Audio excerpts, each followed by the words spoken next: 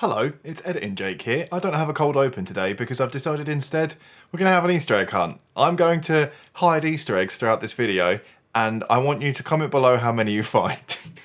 Because that just feels like the stupidest thing I could do on a video about Easter eggs I'm releasing on Easter.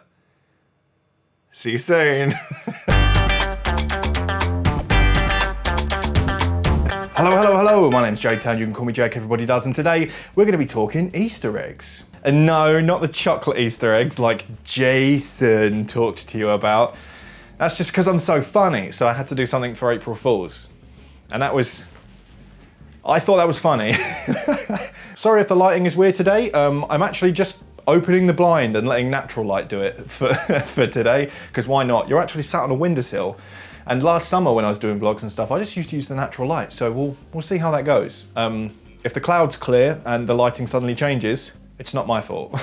It's the camera, it's God outside ruining my content. If you live in the UK, how's your Easter bank holiday weekend been? How'd you spend it? I know that we've got tomorrow off as well, because this will premiere on Sunday night, as it always does. I premiere videos every Sunday, and yeah, which means we've got tomorrow off. If you're in the UK, if you're outside the UK, it's a bank holiday, which is like government mandated holiday days that everyone's supposed to be able to take, right? Unless you're in the service industry, or in the emergency services, or in retail, or in hospitality.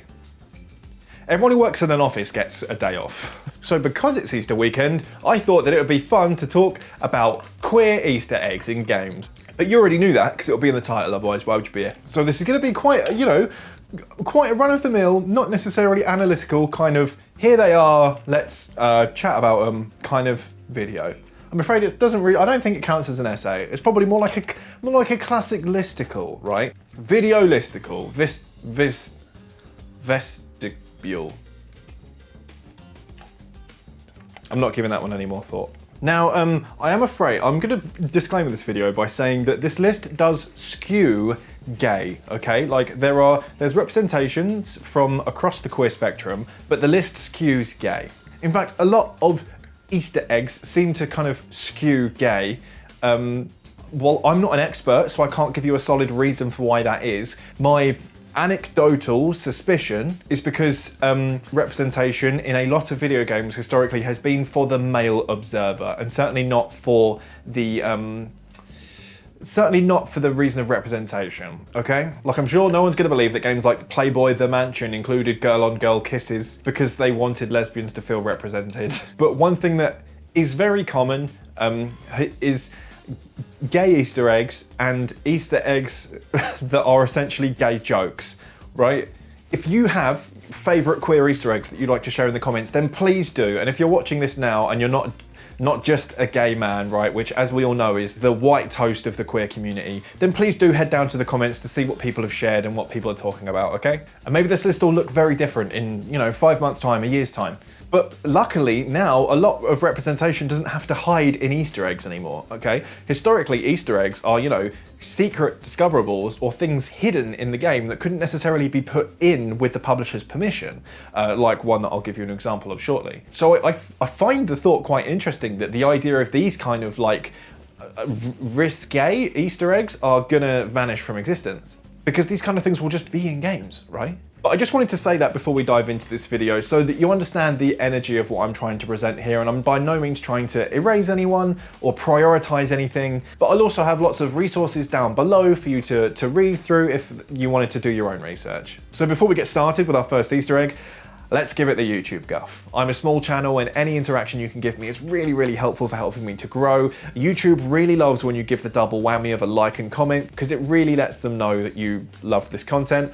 Together, you and I, we can convince YouTube that I'm stunningly interesting and good looking and make great content, and that I should be shown to everyone. So if you want to subject everyone to what you're being subjected to, then feel free to give me a little like and comment. I would love that. I also have a £1 Patreon if you fancy supporting me as a creator. I'll leave details for that down in the description box. And as always, there's going to be a little reading list down below of all the things that I looked at and watched when I was putting together this video. Okay, let's get cracking. Gay love in the sauna. At a room in the Imperial Men's Health Club in Mafia III, two men can be seen knowing each other biblically from the other side of a two-way mirror where there's also a camera rigged up. which leaves the player to assume that information is being collected for blackmail. This is very clearly one of those Easter eggs that isn't necessarily good representation and is probably in there as something for teenage boys or people with teenage boy humour to laugh at. The gay part is the butt of the joke. You don't get that these things are included for representation reasons. Marvel SpiderMan on the PS4. I was a big fan of this game, absolutely loved it, right? Like, for me, it was kind of quite cured open world fatigue for me a little bit. I talk about open world fatigue in a video recently, but it was just so direct and clean and fun and just really was a really great game, I thought. And before I'd even played it, I'd seen loads of people sharing their selfies because there's like a camera in the game that you can take pictures with of Spider-Man, of Peter Parker, with this mural. So the game is set in a recreation of New York, and there's a pride flag and mural in Greenwich Village? Do you guys call it Greenwich? I didn't actually look up how it's pronounced in New York. Here we'd say Greenwich, but maybe it's Greenwich over there? I really don't know. I assume the British place names carried over. If it's based off the British place, that's an assumption. But the internet tells me that Greenwich Village is the real-world location of Stonewall, which was of course well known as one of the birthplaces of the queer rights movement. It's not a very hard Easter egg to find, and like I said, you've probably already seen pictures of it if you're a gamer on Twitter or anything like that. But if you just give it a quick Google, then there are loads of guides on how to find it in the map of New York. And I just thought it was really cute, and I thought it was really cute how it brought the kind of queer community of players together to like share their murals next to the pride flag. I really loved it. Is there a gay Spider-Man yet? There's like 1 billion spider people now, right? Like, surely there's a gay Spider-Man. Let me know. Tell me in the comments. Is there a gay Spider-Man? Is he fit? Is he cute? Is he cute? Gay dance party in Simcopter.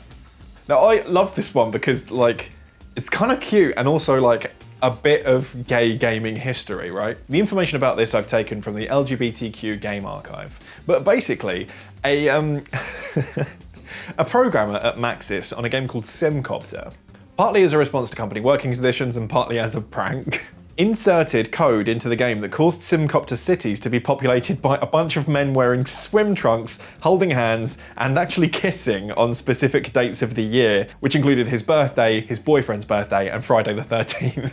Reportedly, they showed up more often than intended as well, and in greater numbers. The Easter egg was found after the game was shipped, so the guy was fired, and subsequent versions were distributed without it, and then people who had already bought it also had it patched out in updates. At the time, an activist organisation campaigned for him to be rehired, but he made it clear he had no intent on going back.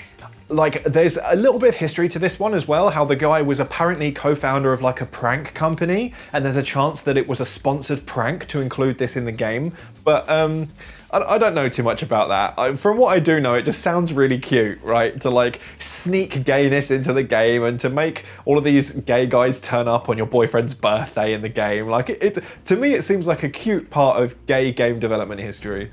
Gay parties in Playboy the Mansion.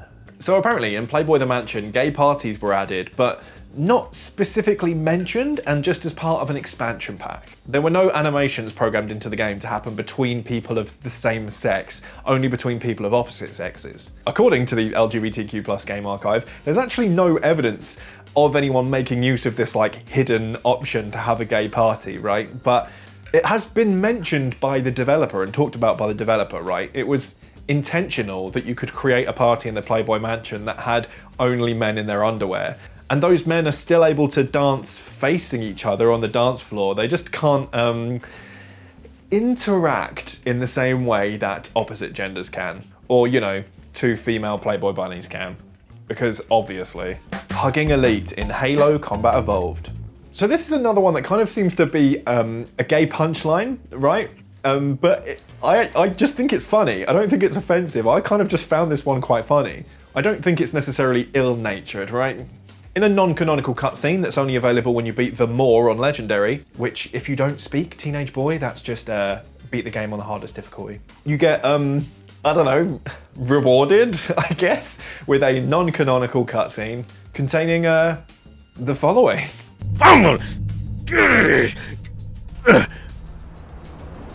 Oh, shit. This is it, baby. Hold me.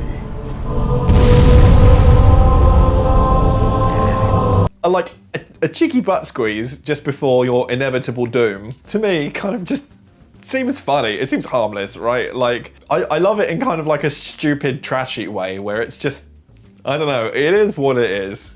Get it. Power is beautiful. Flee in Chrono Trigger. So I haven't played this, but I've heard fantastic things about it, and I keep meaning to play it. Sorry, I'm just reorganizing my legs.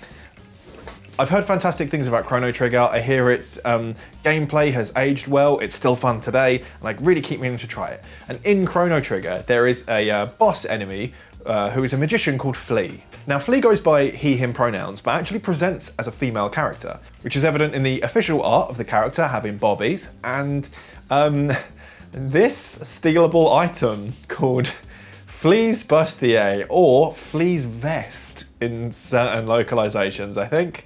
Like I said, I haven't played it, and what I don't know if is made clear is whether Flea is being misgendered when referred to as a man and is actually a transgender woman or non-binary. If you know more about Flea and if you wanted to give any more context, then please let me know in the comments. I would be very interested in reading from someone who's played the game. But one thing I do know about Flea is there's a fantastic one-liner from him in the game, which is male or female, what difference does it make?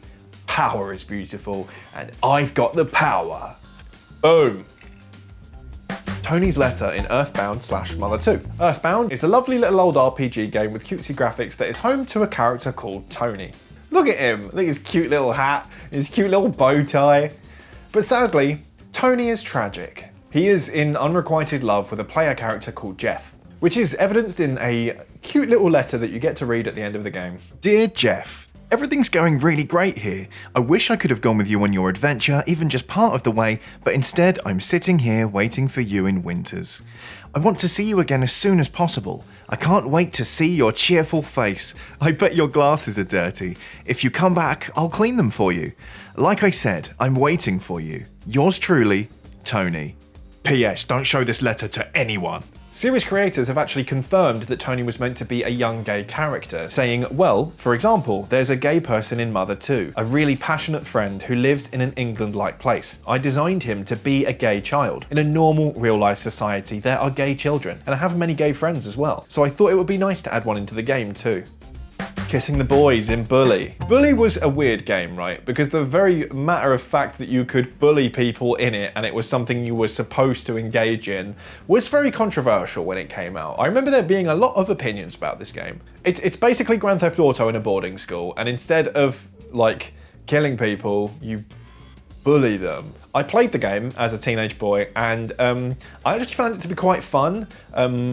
I don't know if this is super relevant, but I was very bullied, and I did not find it to be particularly triggering or offensive or anything like that. It's very much like silly schoolyard stink bombs type bullying, right? Like Nelson Muntz type, rather than really like, you know, emotionally damaging people.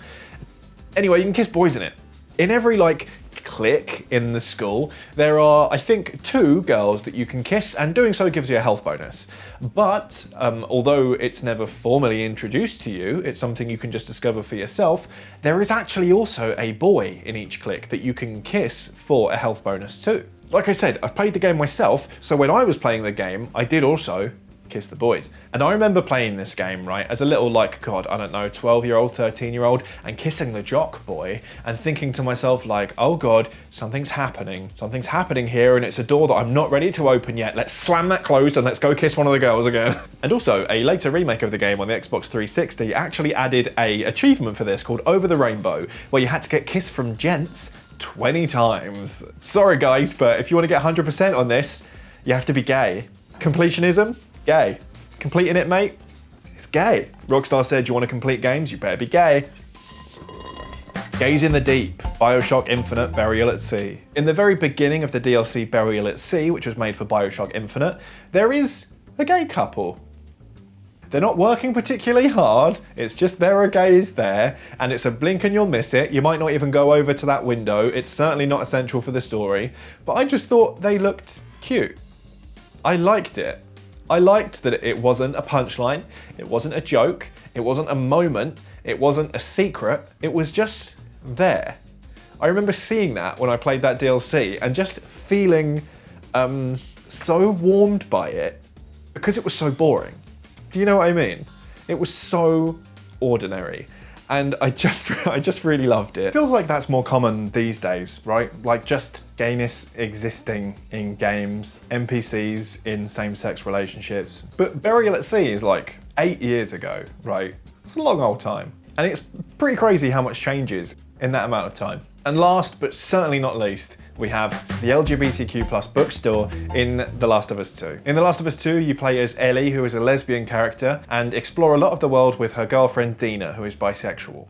Or maybe pansexual, obviously it's never defined, but you see her in both a relationship with a male and a relationship with Ellie, who is female. While exploring the city with Dina, you can find a small bookshop, and outside it is an LGBT pride flag. There's a trans pride flag too. But what's cutest about this is that as you explore this little bookshop, you find like a little book on the shelf that has busty women and is labeled sorority secrets. And you can interact with it, you can read through the blurb, and Ellie and Dina have a little cute interaction about it. There's a poster of 2 shirtless male soldiers on the wall, and it's labeled like, new recruits, will he follow every order? And it's just like cringy in this really throwback retro kind of way, right? You can easily miss it, right? I missed it in my first playthrough. I didn't see it. Ben told me about it, and then I learned more about it online, and I just thought it was so cute. Which is kind of in stark contrast to what I talked about at the beginning of the video, where a lot of these kind of like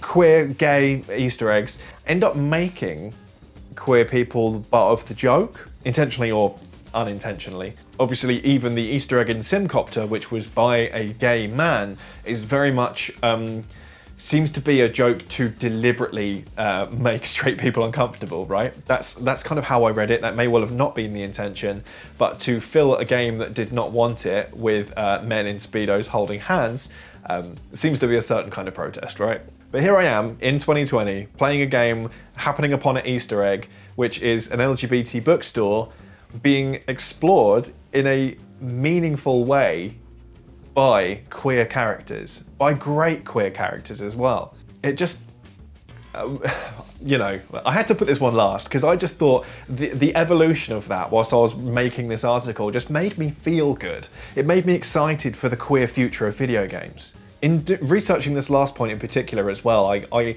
ended up on certain Reddit threads, in certain forums, reading some nasty shit from people who were disgusted by the game because Ellie was a lesbian, because it features a trans character. It just was gross.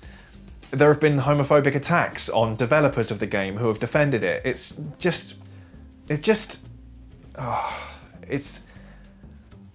bittersweet, right? It's melancholy, because I think Last of Us 2 is a good example of how far we've come in normalizing queer characterization in games, yet the audience reaction to The Last of Us 2 has made it really apparent how much further the gaming community has to come in their acceptance of these things. I have no numbers to back this up, but I hope to the bottom of my heart that the people having those reactions were a vocal minority. Right, like the same kind of pond scum that were complaining about Abby being muscular and then trying to be like, oh no, we hate her because she killed. Let's not get into it. Walking into that queer bookshop as a lesbian character with her bisexual girlfriend meant a lot to me. It felt good, and that's what I'm going to take away from this. So that's that. Ended on kind of an emotional tone there, right? Sorry, that wasn't scripted, that just kind of came out. I feel strongly about queerness in video games. I just think it's very cool. I think that there is lots of queer talent in games, and I love it. As I mentioned earlier, if you like this video, then please do give it a little thumbs up and a comment, because the double whammy really helps YouTube to be convinced that, you know, you really liked what you watched. If you don't know what to comment, but you've got all the way to the end of the video, why don't you give me a cup emoji, because you must have really worked up a sweat getting through this, getting through my video. And obviously, if you have a favourite queer Easter egg in games, then please let me know below, and I will have a great time reading through those once this video's up and I've got your comments. And who knows, maybe I should do a second edition of this in the future that is a little bit more diverse. I would love doing a sequel to this video. The thing is though, right, like, as representation becomes better, the line between what is an Easter egg and what is representation becomes more blurred, right? More queer things are just included, as content rather than having to be hidden in an Easter egg. I hope you enjoyed this video. I really enjoyed making it. I hope you've had a good Easter. I will see you next Sunday. Eat lots of chocolate. Okay, bye.